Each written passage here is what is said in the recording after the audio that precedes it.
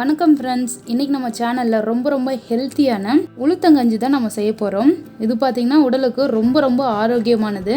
வாங்க இதை எப்படி செய்யுதுன்னு பார்க்கலாம். இது செய்யறதும் ரொம்ப சிம்பிள் தான். அதுக்கு நான் ஒரு 50 கிராம் அளவுக்கு உளுந்து எடுத்திருக்கேன். இதை ஒரு பவுலில் சேர்த்து இதை ஊற வச்சிடலாம். இது பார்த்திங்கன்னா ஒரு 1 hour ஊற வச்சா போதும், நல்லா ஊறிடும்.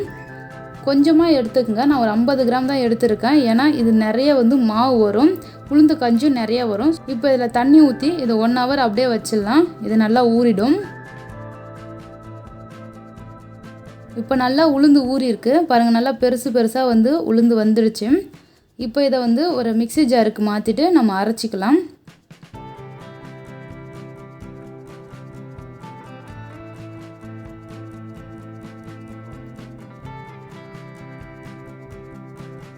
இது எல்லாமே மிக்ஸி ஜாரில் மாற்றிட்டு இதில் தண்ணி ஊற்றி இது நல்லா சாஃப்டாக அரைச்சி எடுத்துக்கலாம்.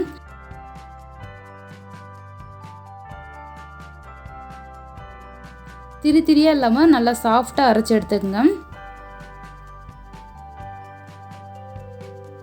பாருங்கள், நல்லா சாஃப்டாக நான் அரைச்சி எடுத்துட்டேன்.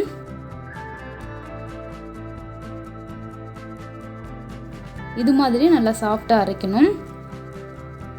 இப்போ வாங்க உளுந்து கஞ்சி எப்படி செய்யறதுன்னு பார்க்கலாம்.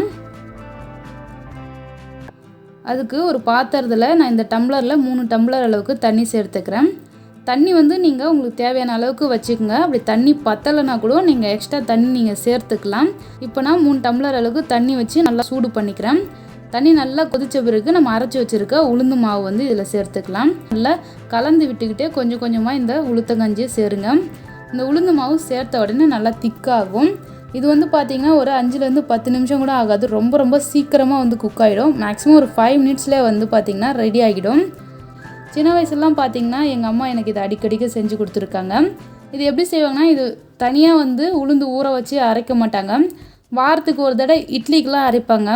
அப்போ உளுந்து அரைப்பாங்க இல்லையா, அப்போது அதில் வெந்தயம் சேர்க்காத மாவு எடுப்பாங்க. ஒரு கையளவு மாவு அள்ளுவாங்க. அதை எடுத்து நல்லா தண்ணியில் கொதிக்க வச்சு தருவாங்க. அவ்வளோ சூப்பராக இருக்கும். ரொம்ப ஹெல்த்தியான ரெசிபியும் கூட இது மாதிரி உங்களுக்கு செய்ய டைம் இல்லைனா கூட அட்லீஸ்ட் வாரம் ஒரு முறை நீங்கள் இட்லி மாவு அரைக்கும் பொழுது வெந்தயம் சேர்க்காத உளுந்து மாவு எடுத்து நீங்கள் அது மாதிரி செய்யுங்க. ரொம்ப ஹெல்த்தியானது இது. இப்போ பாருங்கள், இது நல்லா குக் ஆகிடுச்சு. நல்லா மாவு வெந்தும் வந்துடுது. இப்போ இதில் ஒரு 1/4 டீஸ்பூன் அளவுக்கு ஏலக்காய் பவுடர் சேர்த்துக்கலாம்.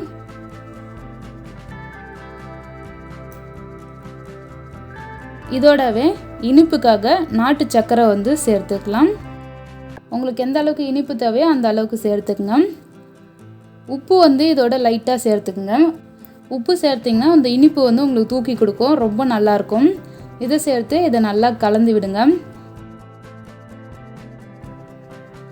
பாருங்கள், நல்லா சூப்பராக ரெடி ஆயிடுச்சு. நல்லா திக்காக இருக்குது பாருங்கள். இந்த அளவுக்கு இருக்கணும். இது ரொம்பவும் தண்ணியாக இல்லாத, அதே சமயம் ரொம்பவும் கட்டியாகவும் இருக்கக்கூடாது. நம்ம குடிக்கிற மாதிரி இருக்கணும். பாருங்கள், இந்த அளவுக்கு இருக்கணும். இப்போ ஃபைனலாக இதோட நம்ம தேங்காய் பால் சேர்த்துக்கலாம். நான் ஒரு 1/2 டம்ளர் அளவுக்கு தேங்காய் பால் ரெடி பண்ணி வச்சுருக்கேன். அதை இதோட சேர்த்துக்கிறேன். நல்லா திக்கான தேங்காய் பால் சேர்த்துக்குங்க. இது இல்லைனாலும் பரவாயில்ல, இது நம்ம டேஸ்ட்டுக்காக தான் சேர்க்குறோம். இதை சேர்த்து இதை நல்லா கலந்து விட்டுடலாம். அவ்வளோதான், சூப்பராக ரெடி ஆகிடுச்சு. இந்த ரெசிபி நீங்கள் கண்டிப்பாக இது மாதிரி ட்ரை பண்ணி பாருங்கள். ரொம்ப நல்லாயிருக்கும். கண்டிப்பாக நீங்கள் இதை ட்ரை பண்ணி பார்த்துட்டு எப்படி இருந்துன்னு உங்கள் ஃபீட்பேக் எனக்கு கீழே கமெண்ட் பண்ணுங்கள். இந்த வீடியோ பிடிச்சிருந்ததுன்னா லைக் பண்ணுங்கள், ஷேர் பண்ணுங்கள். மறக்காமல் இன்னும் நம்ம சேனலை சப்ஸ்கிரைப் பண்ணலாம். கீழே இருக்க ரெட் கலர் சப்ஸ்கிரைப் பண்ணை கிளிக் பண்ணி சப்ஸ்கிரைப் பண்ணிக்கங்க. பக்கத்துலேயே அந்த பெல் சிம்லையும் கிளிக் பண்ணிக்கங்க. அப்போ தான் நான் டெய்லி போடுற வீடியோஸ் உங்களுக்கு நோட்டிஃபிகேஷனாக வரும். தேங்க்யூ ஃபார் வாட்சிங்.